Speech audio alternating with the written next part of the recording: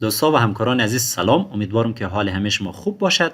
بورسیه‌های تحصیلی دانشگاه آسیایی زنان در بنگلادش که تازه برای سمسترهای خزانی اعلان شده، بسیار یک فرصت خوب برای بانوان عزیز هست. حتما از این فرصت استفاده بکنید. و جزئیات بورسیه را اگر بررسی بکنیم دوستا، نام بورسیه دانشگاه آسیایی زنان هست. محل تحصیل شما کشور بنگلادش هست. نوع بورسیه کاملا رایگان و نیمه رایگان هست که باز بعدا برای شما توضیح میدم. مقطع تحصیلی لیسانس و قبل از لیسانس داره. یعنی دوستا در مو قسمت توضیحات پروگرام دیگری را دقیق گفته که پری اندرگریجویت این اندرگریجویت، یعنی کسایی که از صنف 12 فارغ شده دی بورس ها ثبت نام کرده میتونه، و گفته که حتی کسایی که از صنف 10 هم فارغ شده میتونه دی بورس ها درخواست بدن. ولی دوستا در قسمت شرایطش وقتی ما چک کردم گفته که متقاضیان باید 12 سال تحصیلی رو تکمیل کرده باشه. حالا دیگه کسایی که از صنف 10 فارغ شدن شما هم یک درخواست بدین، امکان داره که قبول شوین. و رشته های تحصیلی که داره دوستا، کامپیوتر ساینس داره، اقتصاد داره، علوم سیاسی، فلسفه، محیط زیست، بیوتکنولوژی و صحت عامه که واقعا رشته‌های تحصیلی بسیار خوب هست. و زبان تدریس انگلیسی هست، یعنی در شما با زبان انگلیسی ارائه میشه. مدرک زبان نیاز نیست، اما دوستا زبان انگلیسی شما باید خوب باشه تا که اما اینترویو که شما گرفته میشه بتونید به خوبی پاس بکنید.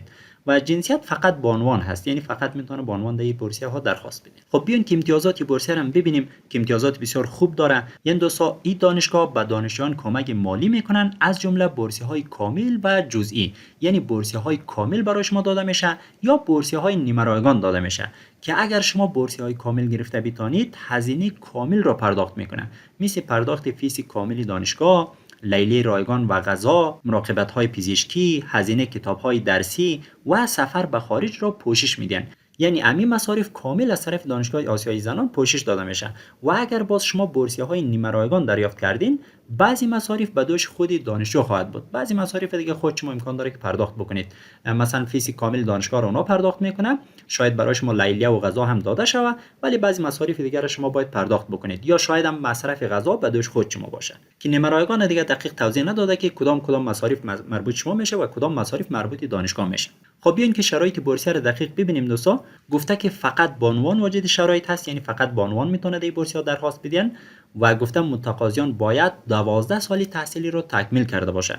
یعنی دوستا شما باید از صنف 12 فارغ شده باشین و همون شهادت نامه را داشته باشین. ولی یک گزینه دیگه هم بود که پیشتر برایش توضیح دادم که کسایی که از صنف 10 فارغ شدن شما هم یک درخواست بدین، امکان داره قبول شوین، چون یک گزینه ای در اونجا توضیح داده، یعنی پری اندرگریجویت هم گفته. و شرط دیگهش گفته باید زیر 30 سال سن داشته باشین. یعنی دوستا شما باید از 30 سال سن شما بزرگتر نباشه و در تمام آزمون‌های نهایی نمبر شما باید بالای 60 باشه. یعنی دوستا در تمام امتحاناتی که شما سپری کردین باید حداقل نمره 60 رو گرفته باشین، از جمله در مضامین انگلیسی و ریاضی. یعنی این دو مضمون دیگه بیشتر تاکید داره. و شرط دیگهش گفته که نشان دادن مهارت‌های رهبری از طریق مشارکت در فعالیت‌های اجتماعی و کاری داوطلبانه. یعنی دوستا شما باید از خود مهارت‌های رهبری را هم نشان بدین. مثلا اگر شما قبلا فعالیت‌های اجتماعی داشتین یا مثلا در یک جای داوطلبانه کار کردین، یک مدرک ارائه بکنید که برای از اونها مشخص شود که شما همین فعالیت‌ها را داشتین.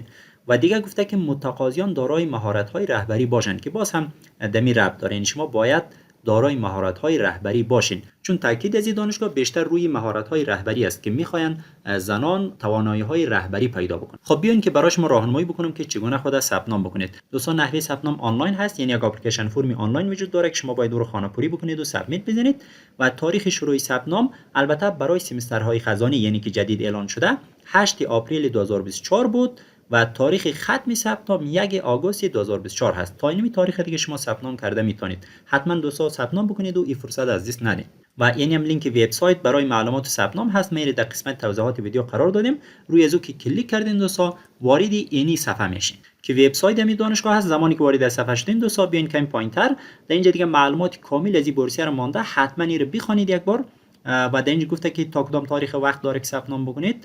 مخصوص بانوان هست، مثلا اینی رشته های تحصیلی رو داره، شما دقیق اینا رو بخونید که در کدام رشته میخواید ثبت نام بکنید. و اینجا هم شرایط چی رو گفته که چه شرایط داره، دقیق اینا رو بخونید و بیاین کمی پایینتر. دوستا یک چیزی که بسیار خوب هست برای شما نمبر هم گذاشته. ما قبلا خبر دارم که بعضی دوستا در این نمبر زنگ میزدن، واضح سوال میکرد، کلی مسائل براشون واضح توضیح میدادن. یعنی شما هر سوالی که دارین دوستان میتونید ایمیل بزنید یا میتونید که به این نمبر زنگ بزنید و اگر واجد شرایط بودین و خواستین اپلای بکنید به این قسمت روی اپلای کلیک بکنید که وارد یعنی صفحه میشین. اینجا گفته که how to apply دقیق برای شما توضیح میدن که چگونه شما میتونید ثبت نام بکنید و در این قسمت اپلای گذاشته روی اپلای کلیک بکنید.